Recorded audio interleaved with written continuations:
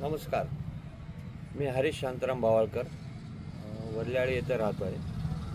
30-40 वर्ष जवळपास समाजकार्यात काम करत आहे. आत्ता 10 वर्ष झाली पूर्ण वेळ समाजकार्य करतो आहे. संजय गांधी निराधार चा अध्यक्ष होतो. त्या माध्यमातून आपण इथल्या तालुक्यातल्या निराधार महिलांना, अपंगांना आपण न्याय दिलेला आहे. त्यानंतर आपण आयुष्यमान योजना असेल, नंतर उज्ज्वला गॅस योजना असेल, ह्या योजना आपण सरकारी योजना सगळ्या महिलांना, लाभार्थ्यांना आपण मिळवून दिल्या. त्या माध्यमातून काम करतोय. आत्ता 7 नंबर प्रभागातनं मी उभा आहे. मला प्रभागातल्या सगळ्या समस्यांची जाण आहे.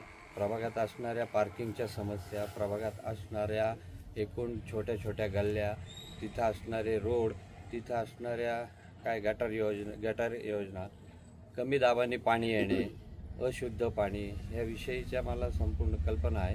प्रशासकीय कामाचा मला अनुभव आहे. त्यामुळं आपण जनतेला विनंती करतो की आपण सगळ्यांनी मिळून आम्हाला आणि दीपिका मॅडम यांना निवडून द्यावं. तसंच वर नगराध्यक्ष म्हणून तो त्यांनाही घड्याळाच्या चिन्हासमोरचं बटन दाबून निवडून द्यावं ही विनंती. नमस्कार, मी सौ दीपिका सचिन तांबोळी.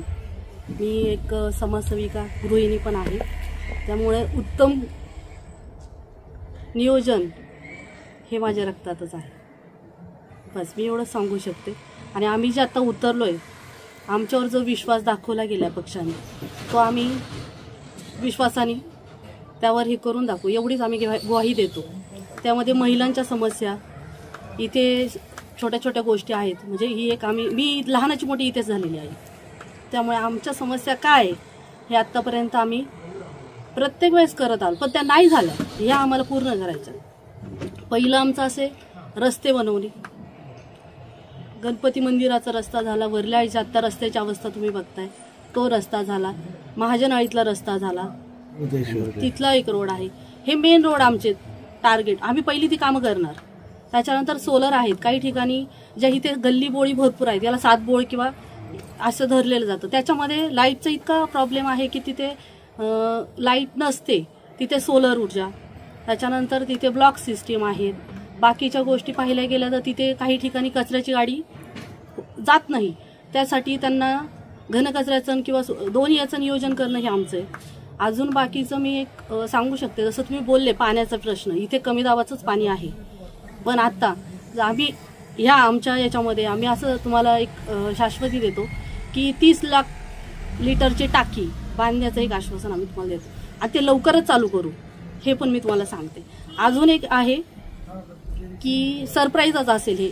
म्हणजे आम्ही दोघांच्या याच्यानी हे ठरवलंय की जुन्नरवासियांमध्ये नाट्यप्रेमी भरपूर आहेत.